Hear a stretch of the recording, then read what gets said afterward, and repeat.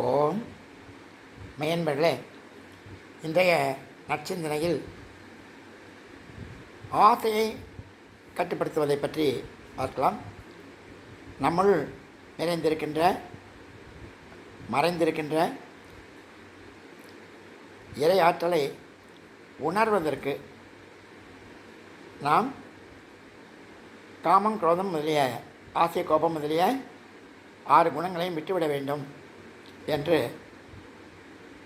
வேத சாஸ்திரங்கள் கூறுகின்றன. இந்த ஆசை தான் அதில் முதல்ல வருது. அதனால் இந்த ஆசையை நாம் விட்டுடுறோம். அது எப்படிங்க ஆசையை விட முடியும்? சாப்பிட்ணும், தூங்கணும், குழந்தை குட்டி பெற்றுக்கணும், வீடு கட்டிக்கணும், சந்தோஷமாக இருக்கணும் அப்படின்னு நினைக்கிறது இது தப்பா? இந்த ஆசையெல்லாம் எப்படிங்க விட முடியும் அப்படின்னு கேட்கக்கூடாது. ஏன்னா இந்த ஆசைங்கிறது முதல்ல எப்படி ஏற்படுறது? தனக்காக, தன்னுடைய நன்மைக்காக, தன்னுடைய சுகபோகத்திற்காக ஆசைப்படுறது, அது ஆசை. ஆனால் அதுவே அப்புறம் என்ன ஆகுது? தான் மட்டும் நல்லா இருந்தால் போதும், மற்றவங்க எக்கேடு கெட்டு போனாலும் கவலை இல்லை அப்படிங்கிற மாதிரி அந்த சுயநலம் ஆசையாக மாறிடுது. அப்போ தான் அது ஆசை. தேவையான, நேர்மையான, நல்ல ஆசைகளை வச்சுக்கலாம். ஓரளவு அது தேவைப்படுது, தேவைத்தான் படுறது உலகத்தில். அது இல்லாமல் உலகத்தில் மனுஷன் இருக்கவே முடியாது. ஏன்னா ஆசை, உலகத்தில் இருக்கணுங்கிற ஆசையே ஒரு ஆசை தானே. உலகத்தில் இருக்கணுங்கிற ஆசையை போயிட்டுனா இந்த உடலை விட்டே போயிடுவான். அதனால் உயிரோடு இருக்கணும், சந்தோஷமாக இருக்கணும் அப்படின்னு நினைக்கிறதே ஒரு ஆசை தான். அந்த நல்ல ஆசை, நேர்மையான ஆசை இருந்தால் அதை வச்சுக்கலாம். அதுவே சுயநலத்துக்காக மற்றவங்க எக்கேட்டு கெட்டு போனாலும் பரவாயில்ல அப்படின்னு நினைக்கிற போது அது கெட்ட ஆசையாக மாறிடுது. அது பேராசை. அந்த பேராசை தான் கூடாது அப்படின்னு சொல்கிறது. முதல்ல நல்ல ஆசை பார்த்தா நல்லது மாதிரி இருக்கும்.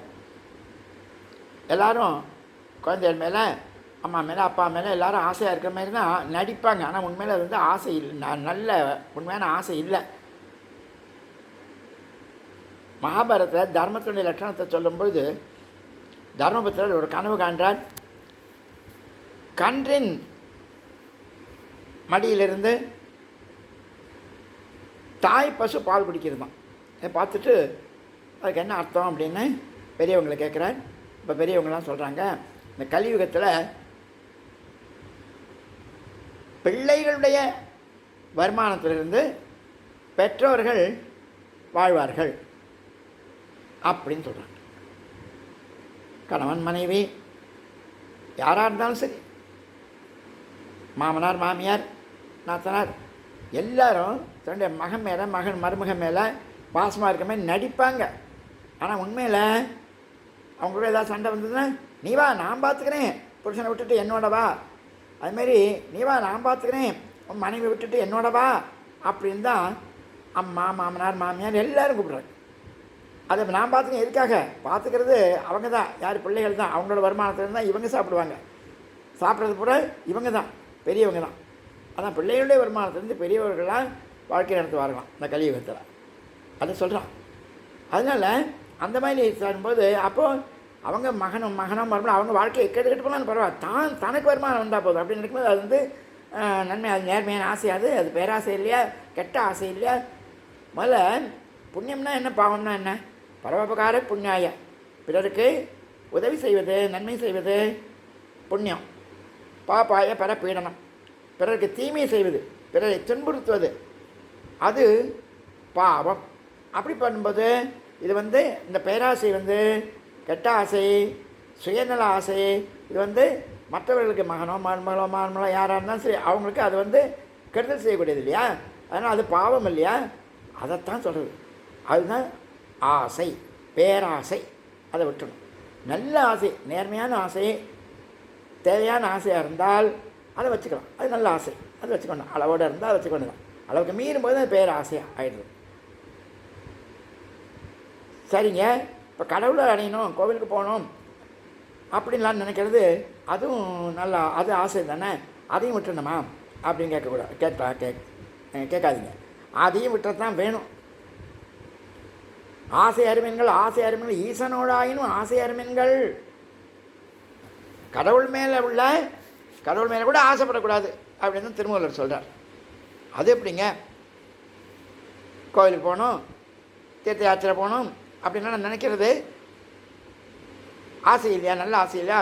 குருக்கிட்ட போகணும், வேத சாஸ்திரங்களெல்லாம் தெரிஞ்சுக்கணும் அப்படின்னா நினைக்கிறது நல்ல ஆசை இல்லையா?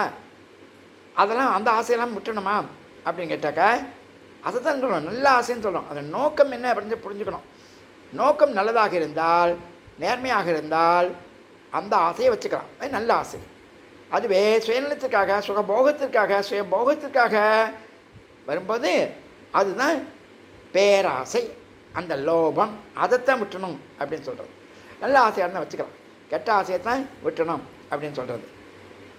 சரி, அப்போ அதேமாரி கடவுளை அடையணும் அப்படிங்கிற ஆசை, அது நல்ல ஆசை தானே, அதை வச்சுக்கக்கூடாது அப்படின்னு கேட்டால் ஆசை அருமீன்கள் ஆசனை அருமீன் ஈசனோடாயின் ஆசை அருமீன்கள் அப்படின்னு சொல்கிறார் திருமூலர். கடவுள் மேலே கூட இருக்கிற ஆசையை விட்டுணுமா? ஏன் யா அப்படின்னு கேட்டால் அதுவே ஏற்கனவே சொன்னது போல் சுயநலத்திற்காக, சுயபோகத்திற்காக இருந்தால் அது லோபம், பேராசை, கெட்ட ஆசை, அதை விட்டுணும். கடவுளுக்காகவே, கடவுளை அடைவதற்காகவே ஆசை அப்படின்னா அது நல்ல ஆசை, அதுதான் பக்தி. பக்திக்காகவே பக்தி, சுயபோகத்துக்காக இல்லை, கடவுளுக்காகவே பக்தி. தான் விரும்புகிற அந்த கும்பிட்ற அந்த கடவுளுக்காக கோவில் கட்டணும், கடவுளுக்காகவே நல்லது செய்யணும் அப்படின்னு பக்திக்காகவே பக்தின்னா அது பக்தி. அதே சுகநலத்துக்காக, வியாபாரத்துக்காக இருந்தால் அது பேராசை தான், அந்த ஆசையும் விட்டணும் அப்படின்னு பற்றுக பற்றற்றான் பற்றினே அப்பற்றை பற்றுக பற்று விடற்கே அப்படின்னு சொல்லலாம் இல்லையா திருவள்ளுவர் பெருமான். தண்ணியில் அடிச்சுன்னு போகும்போது வெள்ளத்தில் ஒரு கட்டையை பிடிச்சின்னு இருக்கான்.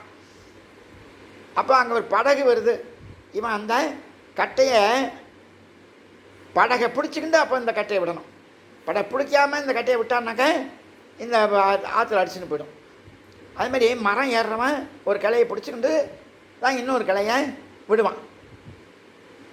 இன்னொரு கிளையை பிடிச்சிக்கிட்டு தான் இந்த ஏற்கனவே பிடிச்சிட்டு இருக்கிற கிளையை விடுவான்.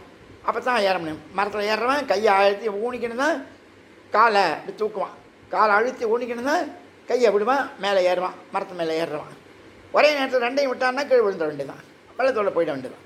அப்படி அந்த பற்றை விட்டுணும். மற்ற அப்பற்றி பற்றுக்கு பற்று விடற்கே அப்படிங்களா, மற்ற பற்றை விடுறதுக்காக அந்த இறைவனுடைய பற்றிக்கலாமா. அப்போது அதான் அந்த கெட்ட ஆசைகள்லாம் விடுறதுக்காக வேறு ஏதாவது இதுமாரி ஏதாவது ஆசைப்பட்டாகணும். ஆசைப்படாமல் அந்த மனம் இருக்காது. அதுக்கு ஏதாவது நல்ல ஆசையை காட்டு, கடவுளுக்காக பக்தி பண்ணு. அதுக்கு வேணால் ஒரு வழி அப்படி ரூட்டை மாற்றி விடு, கெட்ட வழியிலேருந்து நல்ல வழிக்கே அதை திருப்பு. அப்படின்னா நன்மையோடு இருக்கணும், கடவுள் நம்பணும், கடவுள் பக்தி செய்யணும், கடவுளுடைய விருப்பப்படி நடக்கணும் அப்படின்னு நல்லவனாக ஆகு, நல்ல வாழ்க்கையாக வாழணும், நல்லவனாக இருக்கணும் அப்படிங்கிறது விரும்பு, அந்த ஆசையை வச்சுக்க அப்படின்னு தான் பெரியவங்களாம் சொல்லியிருக்காங்க. அதனால் இதெல்லாம் நம்ம யோசித்து சிந்தித்து முடிவெடுக்கணும். அவசரப்பட்டு நம்ம தப்பாக முடிவெடுத்துடக்கூடாது. அதுதான் வேறு சாஸ்திரங்கள் நமக்கு கூறுகின்றன. அந்த நமது பாதக்குடி நகரத்தார் குருபீடம் ஆன்மீக தியான வகுப்பு ஜனவரி 23ஆம் தேதி முதல் ஞாயிற்றுக்கிழமை தோறும் காலை 10 மணி முதல் 12 மணி வரையும், மாலை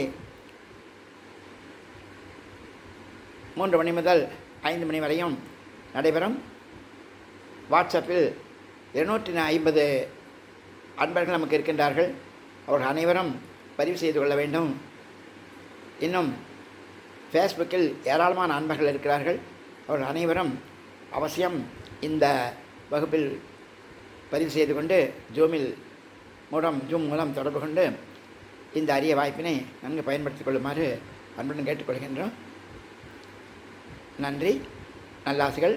பாதக்குடி நகரத்தார் குருபீடம் ரவீந்திர சுவாமிகள்.